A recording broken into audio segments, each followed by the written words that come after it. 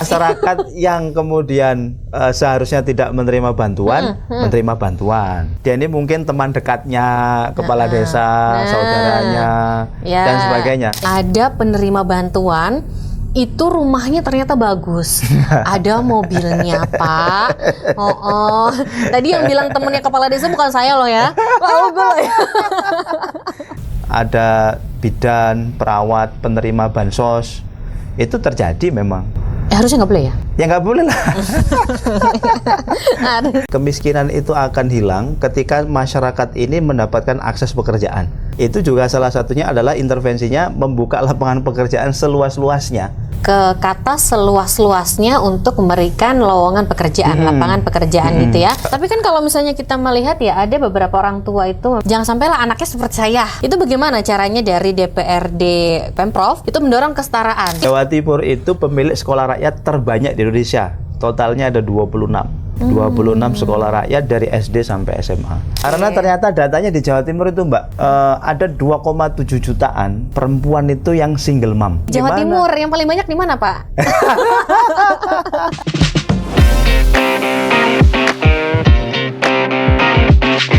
Hai Time Lovers, dimanapun Anda berada, ketemu lagi sama Indah Andara tentunya di podcast dari Times Indonesia, Ngopeni Rakyat. Ngopeni Rakyat adalah podcast yang kita buatkan khusus ya, untuk kita dapat berbincang dengan Bapak dan juga Ibu dari Dewan Perwakilan Rakyat Daerah Provinsi Jawa Timur. Dan kali ini yang hadir di studio Times Indonesia adalah anggota dari Komisi E DPRD Jawa Timur. Bisa nebak? Langsung aja kita akan sapa Bapak Puguh Wiji Pamungkas. Assalamualaikum Pak Puguh. Salam Mbak Indah. Gimana kabarnya Pak? Alhamdulillah baik. Alhamdulillah baik. Boleh say hi dulu, kita boleh menyapa untuk Time Lover, silakan. Baik sahabat sekalian, masyarakat Jawa Timur, alhamdulillah kesempatan yang sangat luar biasa pada kesempatan kali ini memenuhi undangan dari Times Indonesia untuk melakukan podcast mengulas tentang sosial kemasyarakatan di Provinsi Jawa Timur. Betul sekali, luar biasa. Terima kasih tentunya waktunya Pak Puguh, di tengah kesibukan masih bisa menyempatkan waktunya untuk hadir di sini berbincang tentunya ya.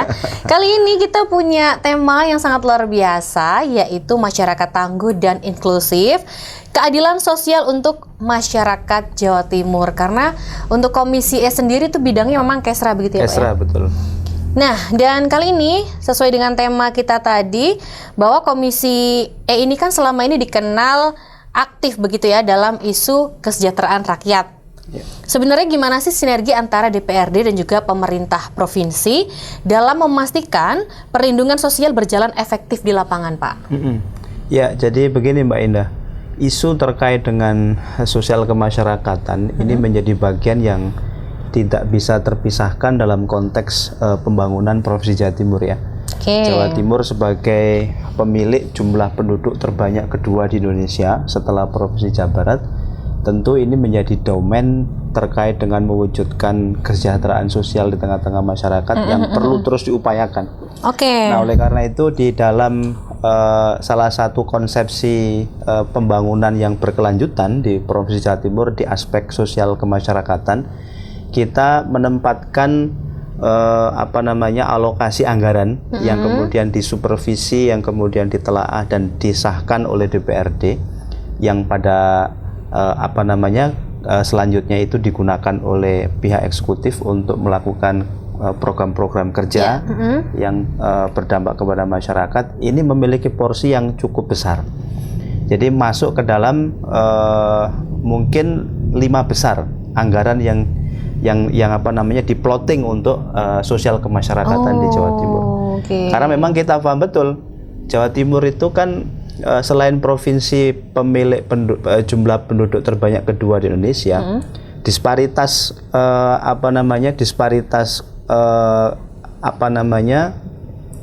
levelitas sosialnya ini kan cukup luar biasa gapnya. Orang-orang yang tinggalnya di daerah perkotaan seperti Surabaya dan sekitarnya dengan masyarakat yang tinggalnya di Jawa Timur, daerah selatan, daerah barat, daerah timur, Madura, Kepulauan, ini tentu sangat berbeda. Setuju. Sangat berbeda, dan ini membutuhkan intervensi kebijakan pemerintah daerah dalam hal ini pemerintah Provinsi Jawa Timur untuk menaik kelaskan mereka ini. Kalau kita hari ini mengenal ada clustering masyarakat itu dibagi, ada miskin ekstrim, ada miskin, ada rentan miskin dan sebagainya. Maka kewajiban kita di DPRD Jawa Timur melalui Komisi E kita mendorong supaya melalui kebijakan-kebijakan yang dirumuskan lewat Pemprov Jatim ini benar-benar bisa menjawab bagaimanakah bisa menekan ataupun mengurangi angka miskin ekstrim sehingga mereka naik kelas, yang miskin naik kelas begitu sampai kemudian mereka ini secara kemampuan finansial dan kehidupan bisa benar-benar layak. Kalau di Jawa Timur sendiri mana aja sih Pak wilayah yang termasuk dalam miskin ekstrim seperti yang Bapak katakan tadi? Angkanya menyebar ya, tetapi rata gitu maksudnya? Rata di 38 kabupaten kota, tetapi yang paling banyak memang di daerah pinggir. Ya misalkan seperti Madura hampir semuanya, hampir semua kabupaten kota. Gitu. Lalu daerah Jawa Timur, daerah selatan ya, Blitar, Tulungagung, Trenggalek, Pacitan dan seterusnya, daerah Mataraman. Kemudian daerah Tapal Kuda juga demikian, daerah Lumajang, kemudian Situbondo, Bondowoso sampai Banyuwangi hampir rata angkanya. Termasuk Kabupaten Malang, angka kemiskinannya masih cukup tinggi begitu. Kabupaten Malang. Tapi kalau untuk Kota Malang? Kota Malang rata-rata yang kota-kota ini karena memang relatif penduduknya kecil ya, masyarakat perkotaan relatif kecil angka kemiskinannya. Jadi lebih sejahtera mungkin seperti itu ya. Ya. Mungkin juga tergantung dari ini ya Pak, tergantung dari mungkin bisa dari bidang pekerjaannya masyarakat sendiri, itu bisa jadi pengaruh juga ya. Jadi memang potretnya itu angka kemiskinan, penyumbang angka kemiskinan tertinggi itu memang di area pedesaan. Dan rata-rata mereka berprofesi sebagai buruh tani ataupun petani, tidak tetap. Kalau di perkotaan, rata-rata kan mereka ini masyarakat pekerja. Ya, masyarakat pekerja. Jadi secara prinsip itu kan begini, kemiskinan itu akan hilang ketika masyarakat ini mendapatkan akses pekerjaan. Ya kan? Makanya salah satu intervensi kebijakan itu selain memberikan bantuan langsung, bantuan sosial, ya lewat dinas sosial, itu juga salah satunya adalah intervensinya membuka lapangan pekerjaan seluas-luasnya, membuka akses pekerjaan seluas-luasnya. Karena itu juga menjadi bagian dari solusi terhadap kebutuhan masyarakat. Sebentar. Tadi kalau misalnya kita berbalik ke kata seluas-luasnya untuk memberikan lowongan pekerjaan, lapangan pekerjaan gitu ya. Sedangkan yang terutama untuk di daerah perkotaan tuh, yang memang mereka bukan petani, bukan buruh tani, tetapi mereka ini rata-rata adalah buruh industri gitu. Tapi kan kalau misalnya kita melihat ya, ada beberapa orang tua itu memang yang di daerah pedesaan itu jangan sampailah anaknya seperti saya, mungkin begitu ya. Dia ingin punya keturunan yang level pekerjaannya lebih baik seperti itu. Itu bagaimana caranya dari DPRD khususnya Komisi E dan juga dari dinas dari Pemprov begitu, itu mendorong kesetaraan. Jadi maksudnya bisa bisa rata gitu loh informasinya sampai ke pelosok-pelosok bahwa ayolah kita berbenah ke kota misalnya gitu. Ya sebenarnya kalau kita lihat dari intervensi kebijakan pemerintah yang dilakukan hari ini Mbak ya, bahwa hari ini itu jaminan terhadap kemudahan akses informasi itu kan sudah bisa disentuh sampai level paling bawah. Di desa-desa, di perifer-perifer itu kan sekarang semua sudah aksesibel terhadap dunia informasi. Nah, ini sebenarnya membuka peluang bagi siapapun dan dimanapun untuk mereka ini melakukan transformasi sosial. Makanya sekarang itu begini, kalau mereka ini yang secara basic kehidupan itu sudah tercukupi, meskipun mereka tinggal di desa, tetapi mereka ini secara finansial, ekonomi itu cukup. Berarti kan mereka ini klaster petani yang memang punya lahan, ada yang digarap dan menghasilkan. Ya itu kalau yang petani. Pak. Kalau yang buruh taninya? Kalau yang buruh tani, itu tadi itu ada salah satu intervensinya, misalkan sekarang pemerintah itu membuat kalau di aspek pendidikan ya, ada namanya sekolah rakyat. Sekolah rakyat itu adalah sekolah yang dibuat oleh pemerintah pusat khusus untuk mereka yang di desil 1, 2, dan 3. Desil 1, 2, dan 3 itu siapa? Mereka yang secara pribadi itu memenuhi kebutuhan pribadinya aja nggak bisa, memenuhi basic need-nya nggak bisa, sandang, pangan, papan itu nggak bisa. Makanya mereka disekolahkan di sekolah rakyat, gratis, boarding, dicukupi semua sampai mereka nanti sukses, naik level. Harapannya apa? Mereka ini nanti menjadi salah satu aktor untuk melakukan transformasi sosial di keluarganya. Yang tadi jenengan sampaikan itu. Gimana caranya? Salah satunya tadi itu intervensinya. Makanya sekarang itu kan ada mereka kesehatannya ditanggung lewat BPJS, JKN, yang PBI itu yang ditanggung oleh negara. Kemudian kalau mereka sekolah SD ada beasiswa BIP. Kalau mereka mau kuliah gratis, ada program KIP kuliah. Dari masuk sampai lulus dibiayai oleh negara. Nah, ini bagian dari cara intervensi pemerintah untuk tadi itu agar terjadi transformasi sosial di dalam keluarga itu. Yang keluarga ini sebelumnya itu secara kapasitas intelektual, kapasitas diri, kapasitas finansial itu sangat terbelakang atau tertinggal. Karena ada anaknya yang kemudian bisa bersekolah sampai level pendidikan tinggi, lalu dia punya pemikiran terbuka dan bisa akses banyak pekerjaan yang layak, terjadi transformasi sosial. Harapannya seperti jadi itu. Harapannya seperti itu ya. Sekolah rakyat sendiri di Jawa Timur ada berapa Pak sekarang? Jawa Timur itu pemilik sekolah rakyat terbanyak di Indonesia. Totalnya ada 26. 26 sekolah rakyat dari SD sampai SMA. 26 ya. 26 itu tersebarnya memang di daerah-daerah mungkin yang agak melosok gitu. Hampir semua ada. Jadi memang di Surabaya ada, di Malang ada, Jombang ada, Banyuwangi ada, dan seterusnya. Jadi memang tersebar. Harapannya memang nanti setiap kabupaten kota ada kan. Cuman kan ini karena ini tuh program baru kan Pak? Terus program pemerintah pusat masih belum begitu jelas bagaimana pola interaksinya dengan pemerintah daerah. Nah, ini memang kita masih wait and see kira-kira nanti ke depan seperti apa dalam manajerial sekolah rakyat ini begitu. Oh, baik. Oke, mungkin kita bisa bergeser ke topik lainnya. Kalau itu tadi kan mengenai pendidikan dan juga kualitas hidup gitu ya. Sekarang kalau misalnya kayak bantuan konsumtif. Nah, itu apa yang sudah diberikan untuk masyarakat, khususnya untuk masyarakat Jawa Timur? Iya, kalau bantuan konsumtif itu kan lewat pemerintah pusat, lewat Kementerian Sosial itu kan ada KPM PKH, Keluarga Penerima Manfaat Program Keluarga Harapan. Itu kan setiap bulan dapat uang itu kan. Ada bantuan beras, ada bantuan lauk pauk dan sebagainya. Di Jawa Timur kita mengalokasikan tambahan penguat program itu yang disebut dengan PKH Plus. Apa tuh? PKH Plus itu bantuan tunai yang diberikan kepada mereka yang penerima PKH untuk penguat gitu. Karena kita merasa memang yang dari pemerintah pusat ini kurang banyak lah bahasanya ya. Sehingga kita tambah gitu. Oh, baik. Termasuk kita juga membuka next levelnya begitu. Jadi mereka yang dapat PKH itu supaya tidak hanya sekedar selamanya mendapatkan bantuan, mereka kita kasih bantuan yang memiliki cikal bakal usaha. Itu dikasih bantuan juga, bantuan uang. Bagus ya Pak berarti ya. Jadi ada istilahnya itu kewirausahaan inklusif dan produktif Putri Jawara untuk yang single mom.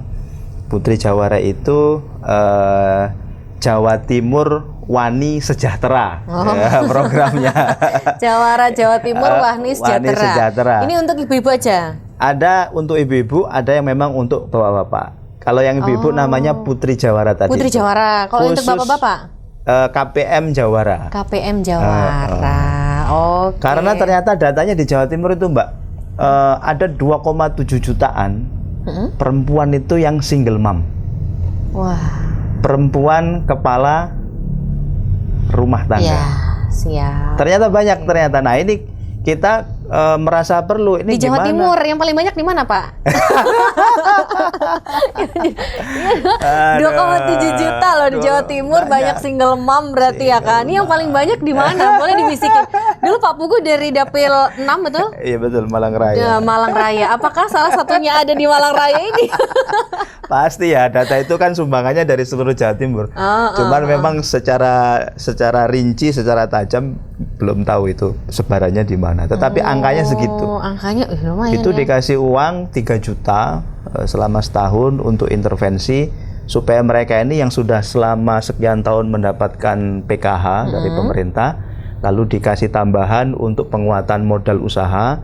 Harapannya juga sama tadi, terjadi transformasi. Dan ternyata benar Mbak, itu syaratnya apa kalau misalnya mungkin ada single mom di Jawa Timur yang mungkin dia tidak belum, bekerja ya kan, tidak bekerja ataukah mungkin pekerjaannya itu dengan gaji yang terbatas seperti itu, sedangkan banyak sekali anaknya gitu ya Pak ya. Tapi dia nggak dapat nih bantuan Putri Jawara tadi. Itu bagaimana sih caranya dia supaya bisa terdaftar? Apakah harus ada syarat-syarat tertentu gitu? Ya saya pikir data diri ya itu yang jelas seperti itu, kemudian bisa menghubungi di kecamatan setempat. Langsung kecamatan, bukan dari ranah desa dulu atau kelurahan? Di kelurahan bisa, di kecamatan juga ada petugasnya. Petugas Kesos di kecamatan atau TKSK yang ada di kecamatan itu memang mereka bertugas untuk melakukan grabbing data masyarakat yang belum masuk ke dalam DTSEN. Sekarang ini kan kita berubah dari DTKS menjadi DTSEN. DTSEN itu data tunggal sosial ekonomi nasional. Ini yang digunakan sebagai acuan untuk menentukan orang itu mendapatkan bantuan atau enggak. Oke. Nah, kalau ada seseorang yang sebenarnya dia ini layak mendapatkan bantuan, tetapi kok belum mendapatkan bantuan, ternyata setelah dicek di DTSEN belum masuk datanya, maka wajar nggak nerima bantuan. Maka dia harus segera menghubungi supaya namanya terdaftar di situ. Ini sekarang sedang perapian data dan saya pikir kalau kita di Indonesia itu punya data tunggal yang itu bisa sebagai data acuan, ini sangat enak sekali sehingga tidak ada tumpang tindih. Tidak ada akhirnya di lapangan itu yang seharusnya misalkan ini kan sekarang sering terjadi masyarakat yang kemudian seharusnya tidak menerima bantuan menerima bantuan. Ini yang menarik. Kan banyak yang terjadi di masyarakat sekarang. Betul. Karena dia ini mungkin teman dekatnya kepala desa, saudaranya, dan sebagainya. Nah, DTSEN ini salah satu filosofinya untuk itu supaya ada keadilan dalam penyaluran bantuan sosial tadi itu. Oke, berarti kalau misalnya ada single mom yang mungkin sudah menikah, berarti dia juga harus kembali melaporkan bahwa dirinya sudah tidak berhak untuk mendapatkan bantuan itu gitu ya. Terus seperti yang tadi Pak Pugu sampaikan ya, ini supaya pembagiannya ini adil begitu ya. Apakah ada, maksudnya kalau yang saya kemarin lihat di media sosial itu yang rame, ada penerima bantuan itu rumahnya ternyata bagus, ada mobilnya Pak. Tadi yang bilang temennya kepala desa bukan saya loh ya, Pak Pugu loh ya. Itu memang fakta ya, maksudnya ini menjadi koreksi maksudnya, perbaikan. Ya. Nah itu kan kemarin kalau saya ngeliat yang rame di media sosial itu rumahnya akhirnya dikasih stiker. Stiker masyarakat miskin gitu ya. Nah, dengan seperti itu akhirnya orang-orang yang tadinya punya mobil, yang rumahnya bagus, dia kan punya gengsi tuh Pak. Akhirnya udah deh, banyak juga akhirnya yang tidak mau untuk menerima bantuan itu lagi. Apakah di Jawa Timur juga akan mengadaptasi seperti itu? Apakah sudah berjalan seperti itu? Ya, saya pikir pemutakhiran data itu salah satunya dengan seperti tadi itu ya. Maka ada istilah namanya itu ground checking. Ground checking itu untuk mengklarifikasi apakah data yang sudah ada itu memang benar-benar merepresentasikan sesuai dengan ketentuan. Apakah mereka ini benar-benar masuk desil 1 sesuai kriteria, desil 2, desil 3 dan seterusnya. Jadi memang ini menjadi catatan dan otokritik kita bersama hari ini.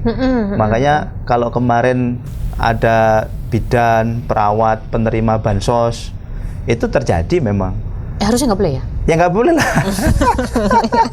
Harusnya nggak boleh.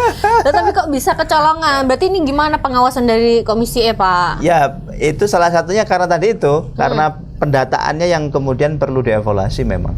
Nah pendataan ini kan jalurnya macam-macam. Ada jalur lewat instrumen kedinasan, ada lewat BPS, Badan Pusat Statistik. Nah, saya pikir inisiasi Kementerian Sosial pemerintah pusat untuk membuat DTSen ini patut diapresiasi. Nanti harapannya dengan DTSen ini kalau sudah valid, sudah fix, sehingga tidak ada lagi tumpang tindih data. Ya. Itu kan nanti digunakan. Sekarang ini kan ada istilah itu begini, Pak. Di pemerintah pusat itu ada istilah namanya jaminan sosial sepanjang hayat. Jaminan sosial sepanjang hayat. Jadi dari anak masih di dalam kandungan sampai nanti dia lahir, tumbuh besar, sampai meninggal itu ada jaminan sosialnya. Berupa? Ya berbagai macam program. Kayak misalkan ibu hamil itu kan sekarang juga dapat tuh bantuan mencegah gizi, stunting dan lain-lain ya. bantuan gizi. Jadi dia di posyandu itu sudah dapat itu intervensi untuk itu. Lalu kemudian ketika lahir juga dapat. Ya kalau si anak ini dari keluarga miskin, maka lahirannya segala macam kan gratis, ya kan, sudah pakai BPJS. Lalu kemudian dia tumbuh, waktunya sekolah, nggak punya duit, alternatifnya dua, bisa ke sekolah rakyat atau ke sekolah reguler, nanti dapat PIP, tadi itu gratis, dapat bantuan subsidi. Selain dapat dana BOS juga dapat PIP. Lalu waktunya kuliah, ya kan, dia nggak punya duit lagi, pakai program KIP tadi itu, kuliah gratis dari masuk sampai lulus, termasuk sampai ketika kerja. Ini kan makanya dicariin juga. Pemerintah kan habis rilis 20.000 for fresh graduate magang, ya kan, digaji UMP. Ini kan salah satu intervensi juga supaya tidak mengurangi angka pengangguran, supaya kemudian juga akselerasi ekonomi bisa berjalan di tengah masyarakat. Jadi seperti itu, termasuk untuk lansia. Lansia itu kalau di Jawa Timur kita punya kurang lebih 30 UPT yang salah satunya itu juga untuk melindungi lansia itu. Lansia-lansia terlantar itu kita punya pantinya di Jawa Timur. Kita pelihara yang memang tidak ada yang mau memelihara. Yang sebatang kara gitu ya. Dirawat dan sebagainya sampai mereka meninggal. Itu ada. Sampai saat pemakamannya ada begitu. Nah, ini yang dimaksud jaminan sosial sepanjang hayat. Jaminan sosial sepanjang hayat. Tetapi dari tadi itu dalam kandungan sudah dapat jaminan ya. Sampai dia kerja juga. Nah, ini kalau ngomong-ngomong masalah pekerjaan nih Pak. Waktu itu kan Wakil Presiden kita menjanjikan 19 juta lapangan pekerjaan. Lalu gimana untuk penerapannya di Jawa Timur, sudah terserap berapa juta masyarakat? Iya, ini memang menjadi pertanyaan di mana-mana ya terkait dengan lapangan pekerjaan. Makanya mumpung nggak ada komisi E di sini, ada Bapak Dewan di sini, kita tanyain Jawa Timur seperti apa. Terkait pekerjaan ini, Jawa Timur itu juga termasuk provinsi yang kemarin angka PHK-nya cukup tinggi gitu. Ya. Jadi bukan lagi berbicara masalah lapangan pekerjaan, ini PHK-nya cukup tinggi gitu.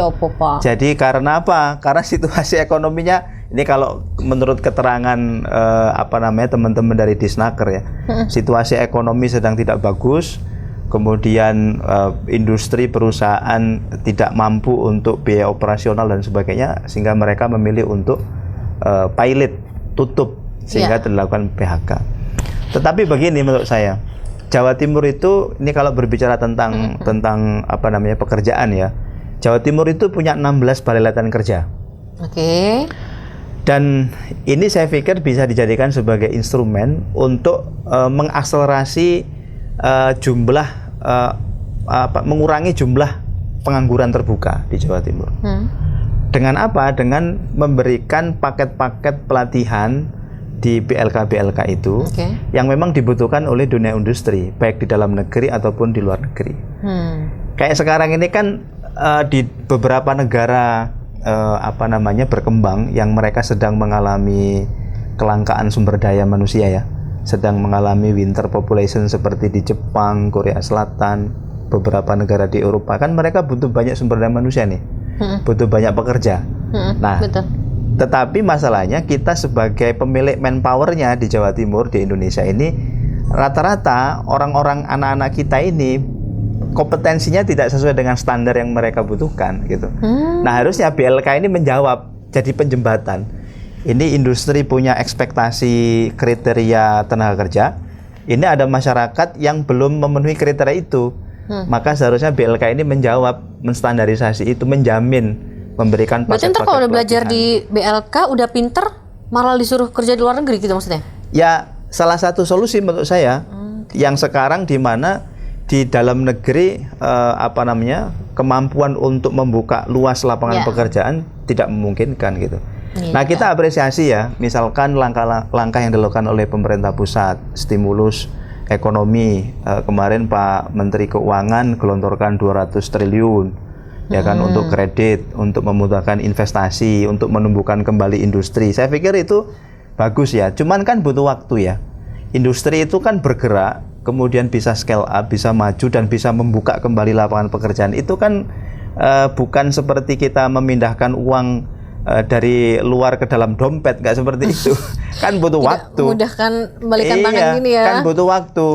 Kan tetap nanti melihat kira-kira market butuh nggak produknya. Nah, kalau market nggak butuh produknya, kan tetap aja siapa yang mau beli produk dan jasanya. Kalau nggak ada yang mau beli, kan tetap aja dia nggak bisa operasional. Benar. Jadi minimal nanti setelah keluar dari BLK, kalau nggak mau ikut orang ya buka keterampilan sendiri. Ya, ya itu kan? yang didorong sekarang. Makanya mendorong untuk semakin banyaknya entrepreneur wirausaha ini juga menjadi bagian dari langkah-langkah yang dilakukan oleh pemerintah. Ya, bagus sekali itu Pak. Oke, Komisi E ini juga membidangi perlindungan terhadap kelompok rentan. Nah, gimana sih? Boleh Pak diceritakan bagaimana arah kebijakan untuk lansia, penyandang disabilitas dan juga anak jalanan di Jawa Timur? Salah satunya itu begini Mbak, tadi yang sudah saya spill ya di awal bahwa kita untuk mereka ini termasuk golongan pemerhati kesejahteraan sosial. Oke. Salah satunya adalah dengan kita melakukan intervensi, kita menyiapkan UPT untuk menampung mereka. Menampung mereka, melatih mereka, ya, mereka yang sebelumnya itu mungkin jobless, frustasi, kemudian sebantang kara dan sebagainya, mereka dimasukkan ke UPT miliknya Pemprov Jatim, kemudian dilatih di situ, dibetulin mindsetnya, ya, karakternya dan sebagainya, sehingga mereka bisa diberdayakan.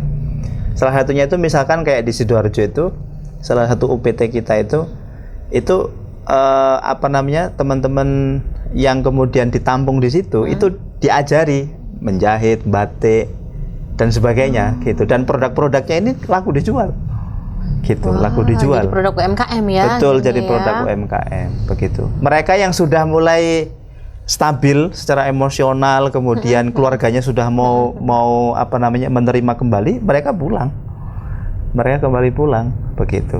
Nah, ini yang salah satu yang kita lakukan di dalam melakukan intervensi untuk kelompok rentan tadi itu. Oke, kalau yang lansia tadi dapat beberapa pelatihan, tapi saya dulu pernah ikut, memang ada Bu Arumi ya, Ketua PKK Jawa Timur, itu beliaunya memang sedang mewisuda lansia.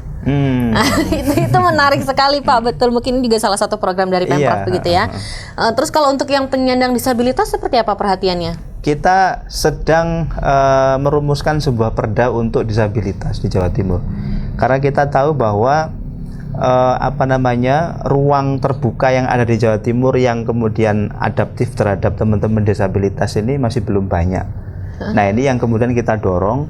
Kita sedang create sebuah peraturan daerah untuk teman-teman penyandang disabilitas, supaya mereka ini secara eksistensi benar-benar diakomodir keberadaannya, baik di ruang publik ataupun di ranah-ranah tertentu, misalkan terkait dengan akses pekerjaan dan sebagainya.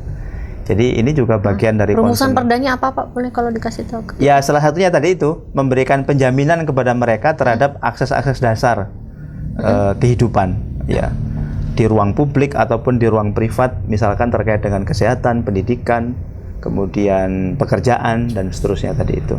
Gitu ya. Jadi lebih kepada memberikan jaminan sebenarnya.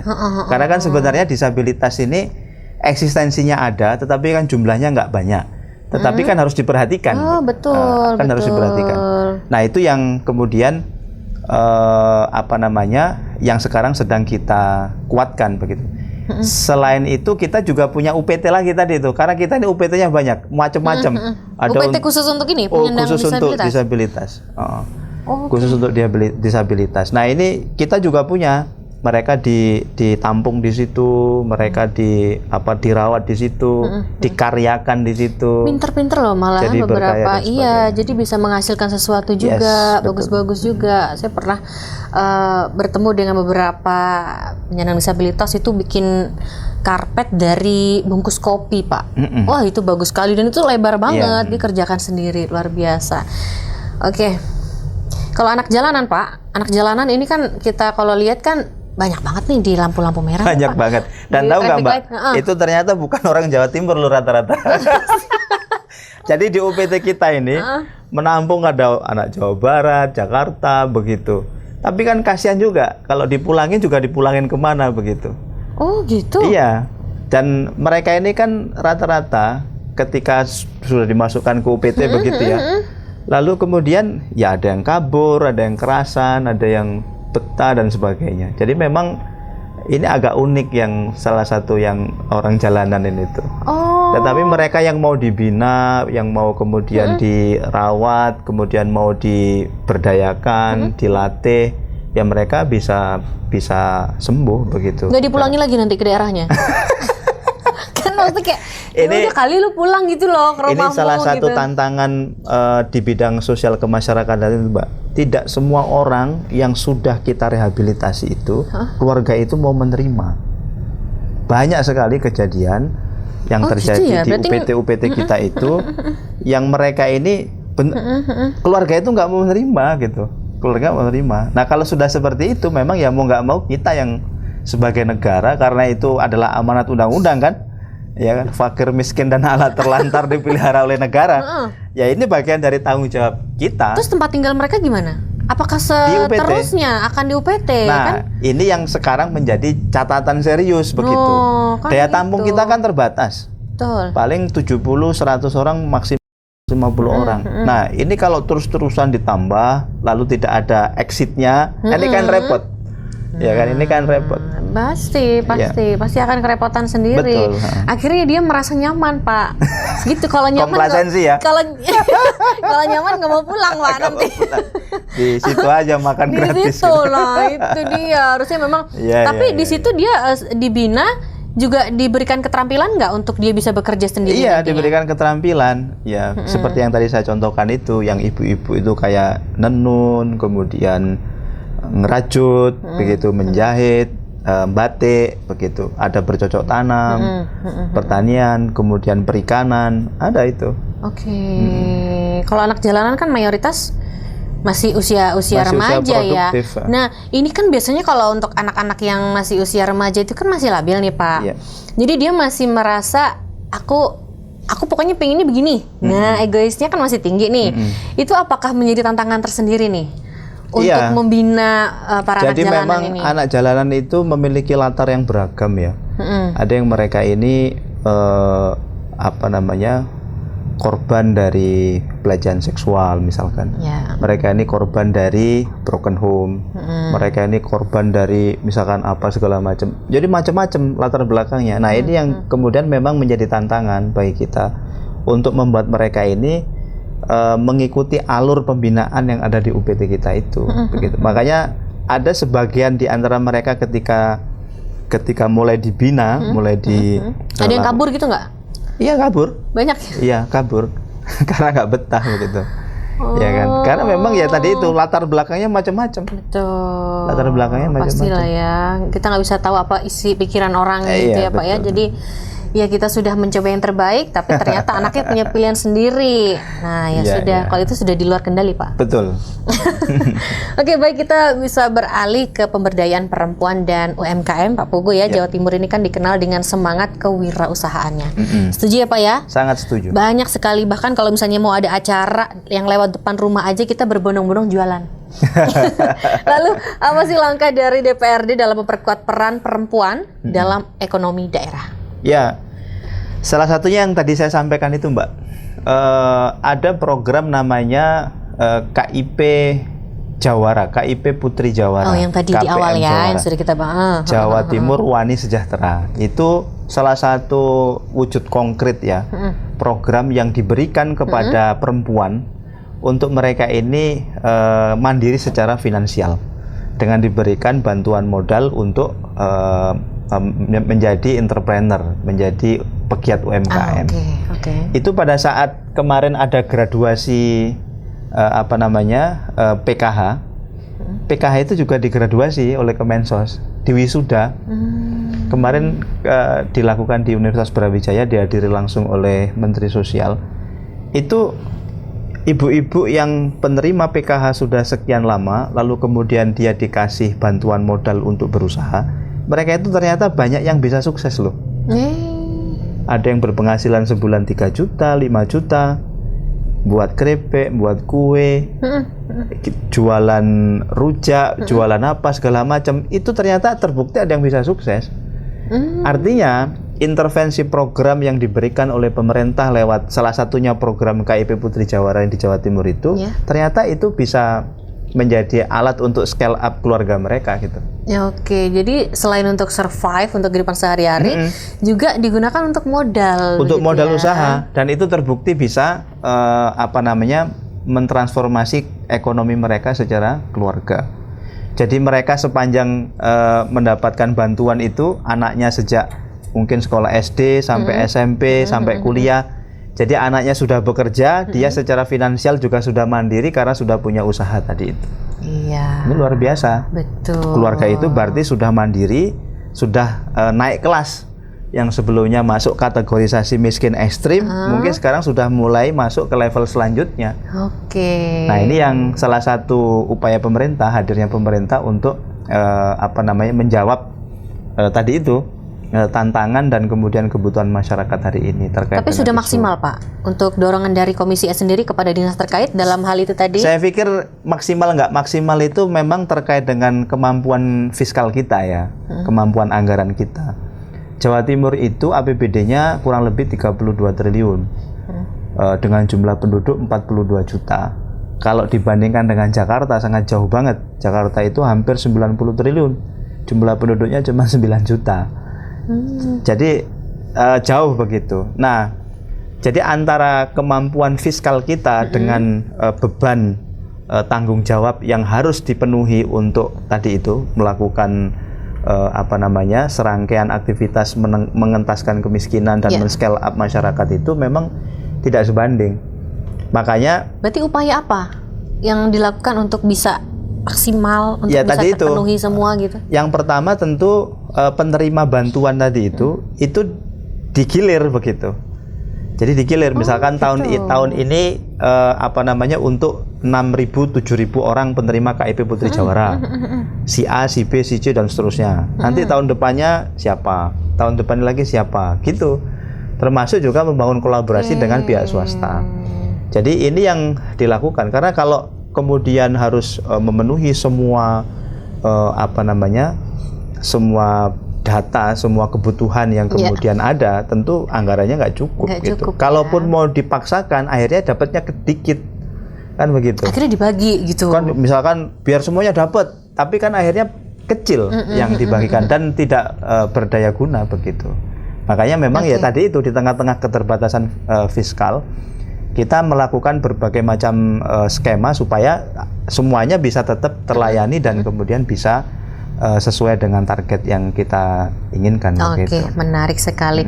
Pak Pugu, untuk membangun masyarakat tangguh dan juga inklusif, ini kan tentunya membutuhkan kerjasama dari semua pihak begitu ya.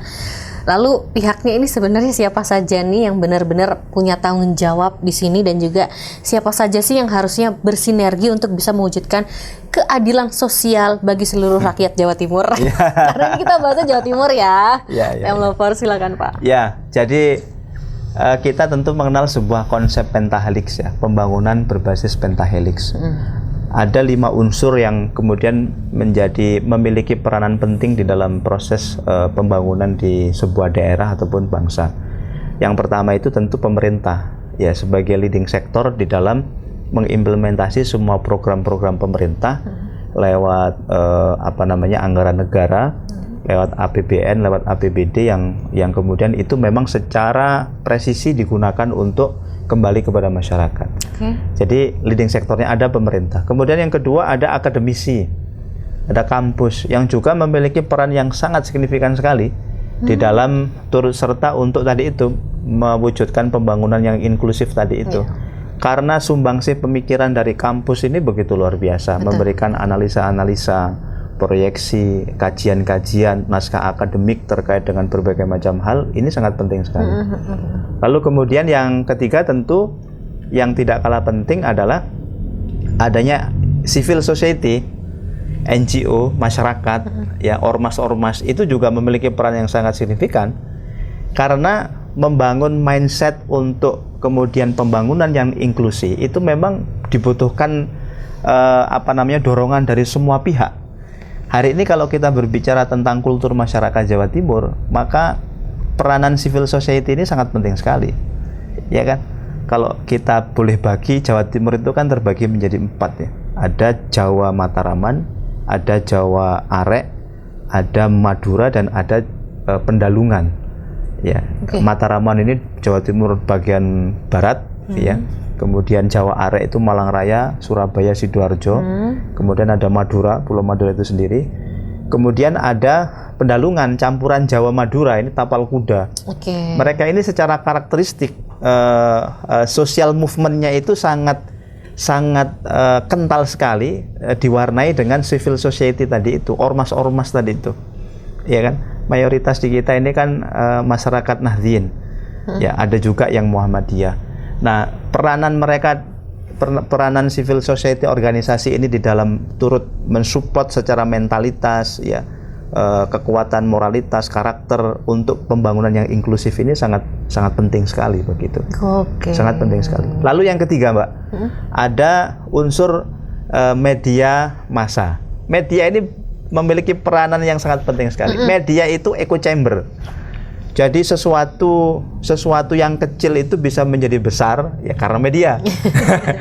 Karena media juga jembatan kan, Pak. Jembatan, betul. Jadi memberikan literasi kepada publik terhadap apa yang kemudian sudah dilakukan oleh pemerintah dan apa yang seharusnya dilakukan oleh masyarakat. Ini penting.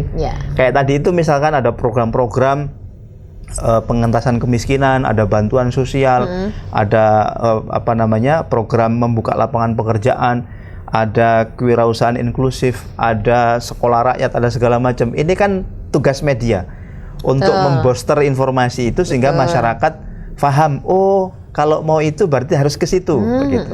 Ini menjadi bagian dari peranan media. Nah, yang terakhir, masyarakat itu sendiri, masyarakat ini memiliki peranan yang juga sangat penting sekali di dalam mewujudkan pembangunan yang inklusif di Provinsi Jawa Timur. Ya, setuju sekali. Baik, Bapak, sebelum kita masuk ke penghujung acara, pesan penutup boleh untuk Times Lover, silakan. Ya, sahabat sekalian, masyarakat Jawa Timur yang sangat luar biasa. Jawa Timur itu adalah gerbang barunya Nusantara. Jawa Timur itu terkoneksi dengan 19 provinsi yang ada di Indonesia Timur dan tentu potensi sumber daya manusia, sumber daya alam, dan segala hal yang ada di Jawa Timur ini menjadi bagian dari tanggung jawab kita bersama untuk kita berdaya gunakan menjadi vektor bagi pertumbuhan secara inklusif bagi pembangunan dan pertumbuhan ekonomi di Jawa Timur. Oleh karena itu, kolaborasi, sinergi, dan kerjasama lintas sektoral dan semua elemen masyarakat di Jawa Timur menjadi sesuatu yang sangat penting sekali untuk menghadirkan kesejahteraan bagi seluruh masyarakat Jawa Timur. Kira-kira begitu, Mbak Indah. Oke, luar biasa Pak Pugu. Terima kasih banyak sudah menyempatkan hadir. Semoga podcast kita kali ini bisa menambah sedikit pengetahuan untuk Times Lover di rumah, khususnya masyarakat Jawa Timur. Ambil yang baik, kalau ada yang kurang-kurang berkenan mohon maaf. Baik Pak Pugu, terima kasih banyak. Semoga sehat selalu, sampai berjumpa di episode selanjutnya, Pak. Terima kasih, Mbak Indah.